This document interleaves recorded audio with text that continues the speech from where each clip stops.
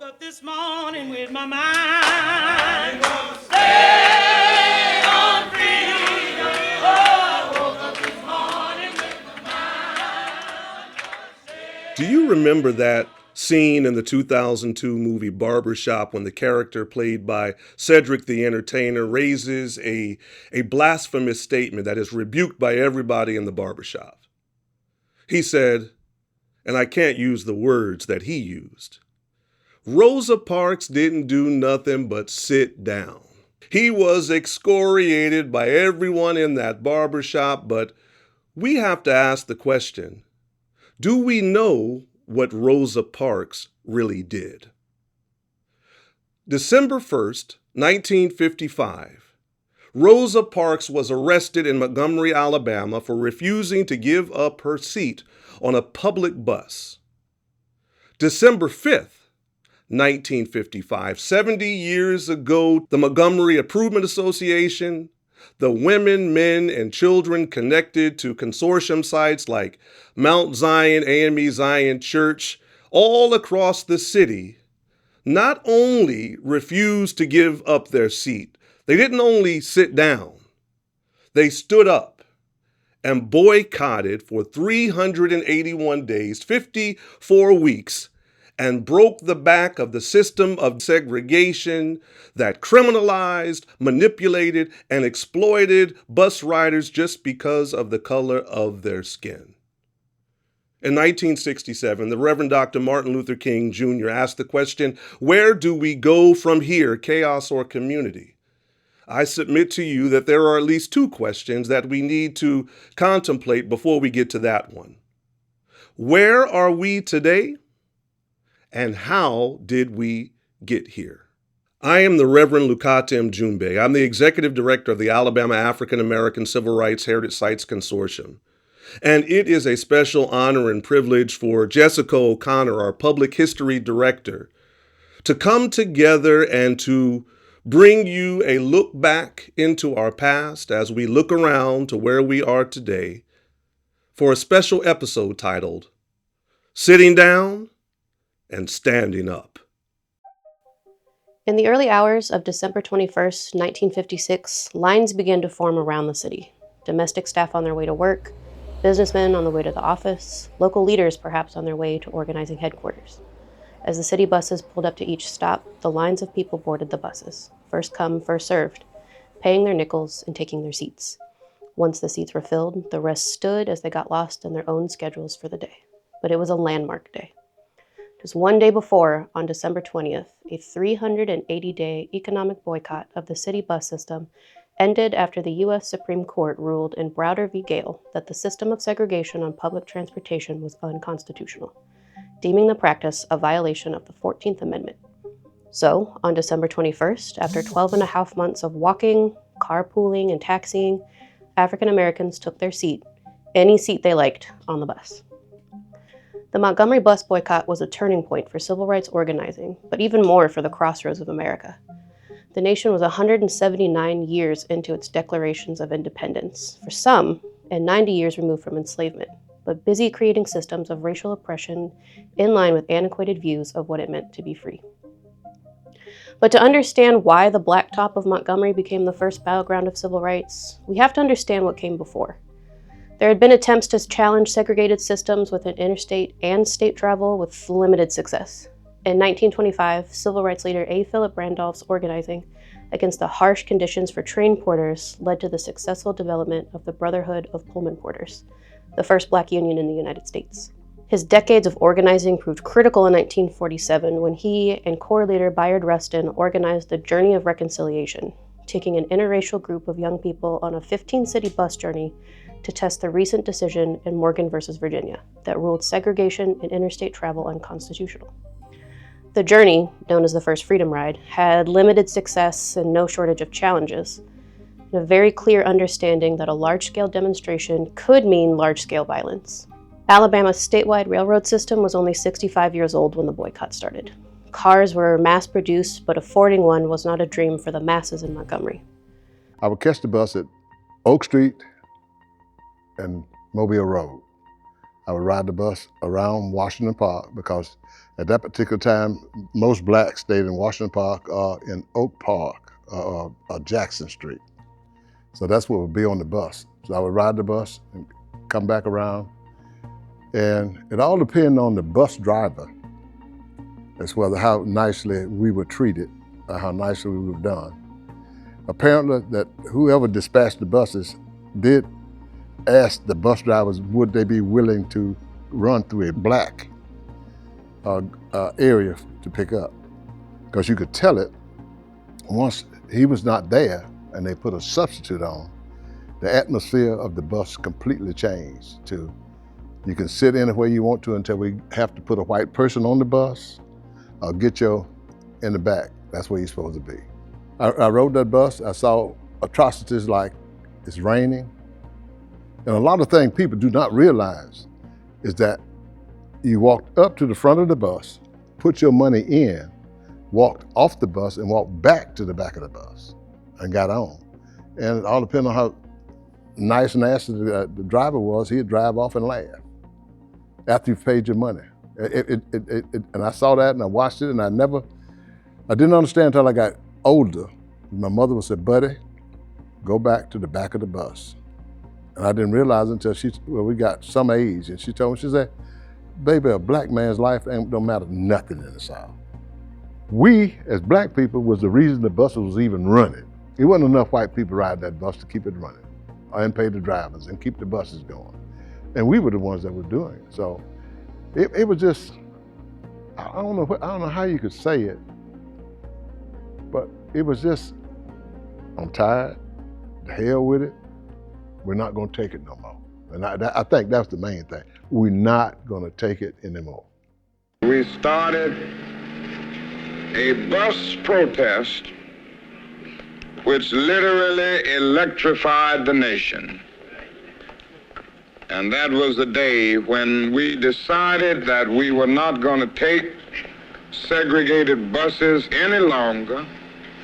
And you know, when we planned the bus boycott, we said if we could just get about 50 or 60% of the Negroes of Montgomery not to ride buses, this would be an effective boycott. I think that whole day we found 8 Negroes on the buses. And from that day on, that boycott was more than 99 9/10% effective. The boycott was a real risk with a real chance of violent repercussions. The leaders of the Montgomery Improvement Association knew this. The churches that loaned cars and taxis that lowered fares knew this. The boycott organizers knew this better than anyone. Economic independence for them could mean a dependence on an entire system of patriarchy. The women behind the bus boycott, led in large part by the members of the Women's Political Council, knew the impact. In 1955, these women knew economics better than anyone. The economic power of the Black community was one these organizers knew well. A majority of the people spending 10 cents a day to ride the bus, to and from often the only jobs afforded to them as domestic staff in white homes in the distant segregated neighborhoods, or blue-collar jobs with limited upward mobility were African American. Multiply that 10 cents by busloads of people for 380 days, and a powerful statement was made. And it was women, often behind the scenes, that made sure that Montgomery and the nation knew how much a dollar cost. In fact, before A. Philip Randolph kicked off a decades-long mass interstate demonstration, there was Ida B. Wells in the South. On May 4th, 1884, Wells bought a first-class ticket for a 10-mile train ride to Memphis. The train didn't have a separate first-class car for Black travelers, but the train itself was segregated. The train conductor and 2 other white employees dragged her to a second-class car.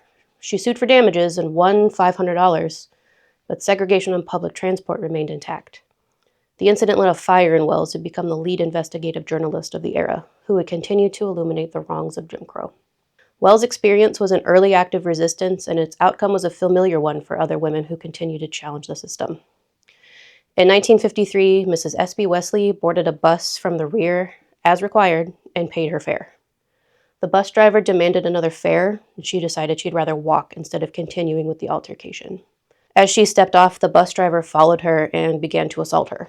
As Joanne Gibson Robinson recalls in her memoir, Mrs. Wesley defended herself and proved to be a strong opponent.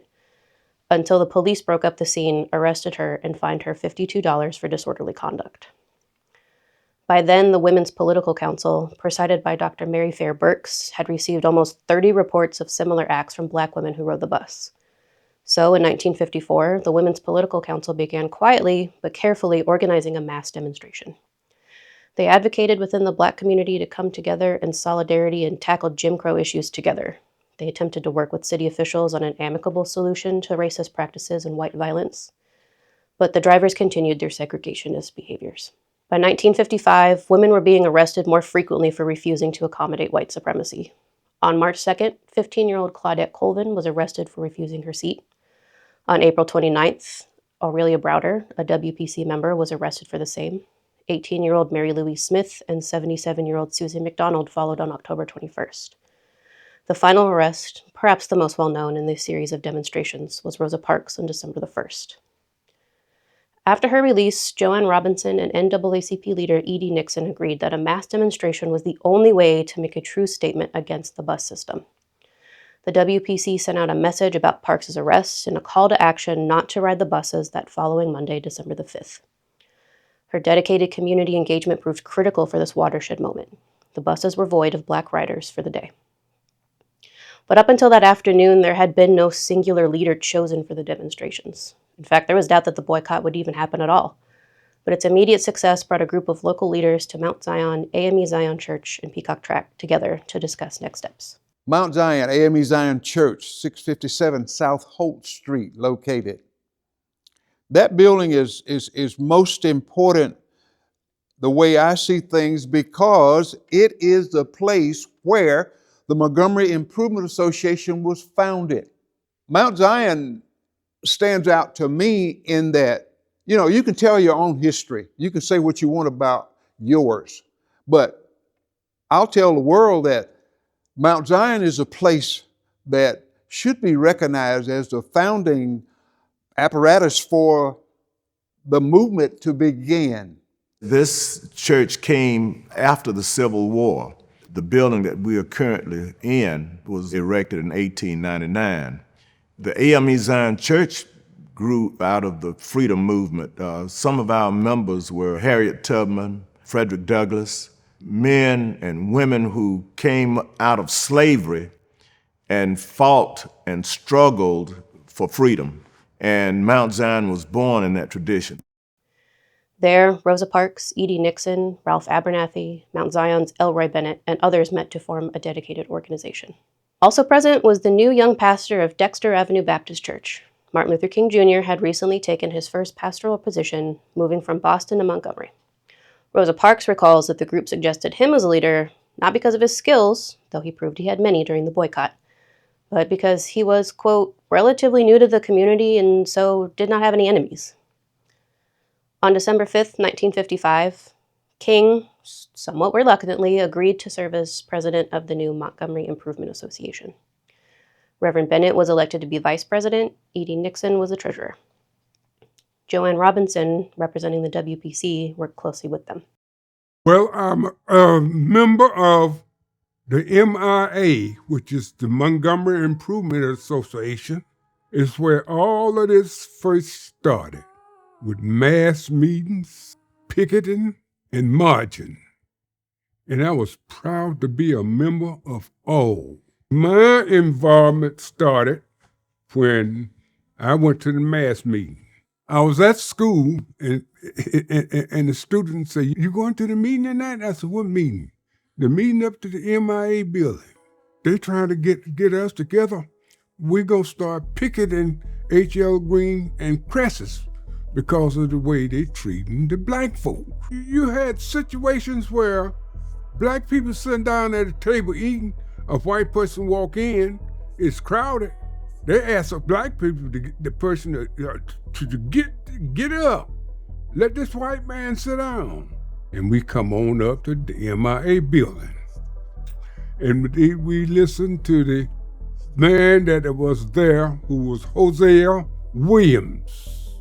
Hosea said, "We gonna march," and said we gonna picket it. Anywhere we spending our money that is not giving us a fair shake like they giving the white folk. And we're not settling for nothing less. The Montgomery Improvement Association, or MIA, helped create an intricate network of support for the boycotters. And though willing and ready to support the mass demonstration, most bus riders were risking their livelihoods. So they created a fleet of some 300 taxis to take people to work, to the grocery store, to the other activities in town, and back home again. Some were personal vehicles of supporters, some were church vehicles. Most were parked and ready at the then Trinity Lutheran Church, who owned several plots around the church to allow for parking and a central location for most of the domestic workers that took the bus, as they lived in the neighborhood. Some were existing black taxi services like People's Taxi and Black and Gray Cab Company, who offered their services at discounted rates and transported black and white patrons, often together. Both actions were illegal, and Felix Gray, who owned Black and Gray Cab Company, was fined on more than a handful of occasions for advertising low fares. White cab drivers also faced repercussions for picking up black riders, facing fines and threat of arrest. Reverend Robert Gratz, who led Trinity Lutheran Church, drove people around the city and helped other efforts. As a result, his home was bombed 8 months into the boycott. And when you went to the mass meeting, that was what we're going to do next week. That's what we're going to do this week. That's what we're going to do. We're not going to get on that bus. I don't care what you need to do. Call, because the churches went out and bought station wagons. So it helped everybody.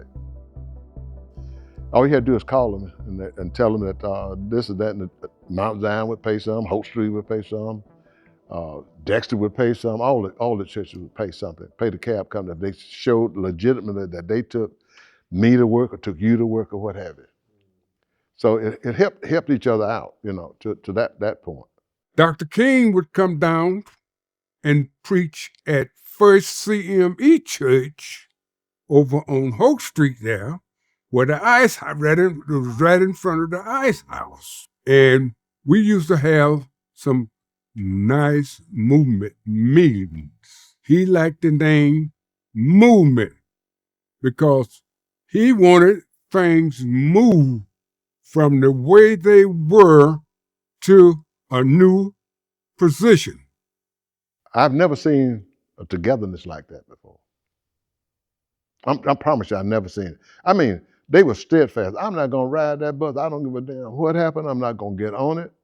And then it got to the point, and people overlooked this, there were a lot of maids that were working in white houses, and they had to go pick them up. And I said, once the white female gets tired of it, that's the end of it. Because they're not going to drive no more when they can catch the bus. Or they ain't going to send nobody to pick nobody up when all of a sudden they can catch the bus and be there. So a lot of that happened too. A lot of that happened. And it was just, it galvanized us. I promise you, it galvanized. I had no intention of ever touching them again. And right now, I call it the cheese wagon, that's what it is. I'll never get on the cheese wagon again. You might tie me up and put me on there, but that's going to be a hell of a fight. Undeterred, the boycott continued into the end of 1956. Though some outside support helped to continue the movement, local support led by women like Georgia Gilmore and Inez Rix's Club from Nowhere kept cars fueled, oils changed, and fines paid for the 13-month stretch. The MIA and other organizations attempted on more than one occasion to reach a compromise with city officials.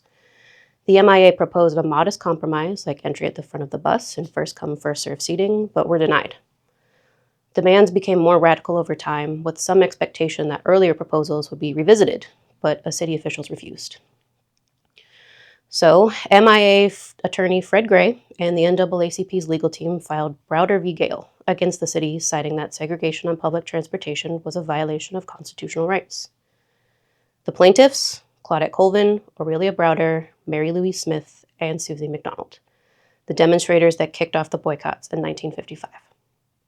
Eventually, the case went all the way to the Supreme Court. On November 13th, 1956, the Supreme Court upheld a lower court ruling that segregating public transit was unconstitutional, as it violated the Equal Protection Clause of the 14th Amendment. The Executive Board of the Montgomery Improvement Association recommends that the 11-month-old protest against the city buses will be called off and that the Negro citizens of Montgomery, Alabama will return to the buses on a non-segregated basis.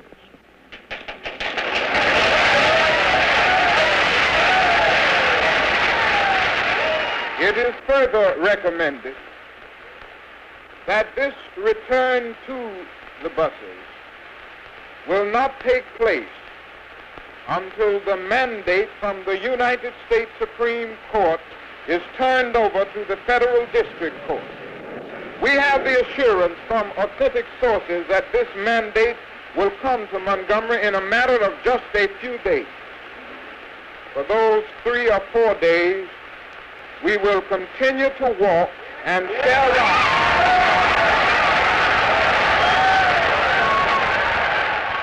I hereby defy a ruling handed down by the United States Supreme Court ordering desegregation of public carriers. Alabama state law requiring segregation of races on buses still stands. As long as I am president of the Alabama Public Service Commission, I am going to see that our segregation laws are upheld. The state appealed the decision, but the appeal was dismissed December 17th. It was a victory for Montgomery, a victory for Alabama. It was a victory for the Women's Political Council and the MIA. It was a victory for Aurelia and Claudette, Mary Louise and Susie. It was a victory for A. Philip Randolph, for Bayard Rustin, and Ida B. Wells. It broke on the news, and it was just ironic that there was going to be, the next mass meeting was going to be at Holt Street. And it was announced at Holt Street, from what I understand. It was out. Because my mom and them came up and they said, hey, baby said they done agreed to let us sit where we want. And it was a proud thing. Because there's a lot of people that really and truly wanted to do what Rosa Parks did a long time ago. But it was just one of them things. She was the chosen one. As people boarded the buses on the morning of December 21st, 1956, from the front and for only one fare, the nation was changing. Soon, mass boycott swept the nation. A modern civil rights movement filled with hope and fear and community and belonging was born right in Montgomery. People took to the streets, to the lunch counters, to the ballot box, and to the jails until the promises of the Declaration of Independence, written 180 years earlier, were kept. 70 years later, we are still examining and considering and seeking to make use of the power of the boycott. Whether it be the campaign targeting Target, whether it be those economic leveraging efforts designed to make corporations and businesses to honor and respect Black communities and those who are marginalized in our society, whether it be those campaigns that declare we ain't buying it. We're looking back, we're looking around, we're looking forward, we are standing up, and we are remaining stayed on freedom.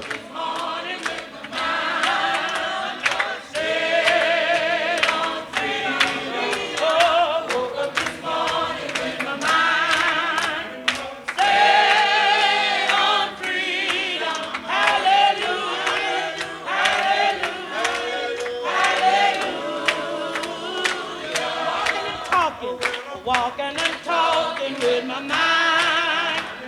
Stay on freedom. Oh, walking and talking with my mind.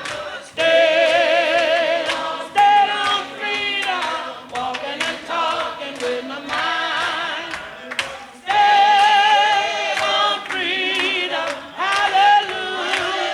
Hallelujah. Hallelujah.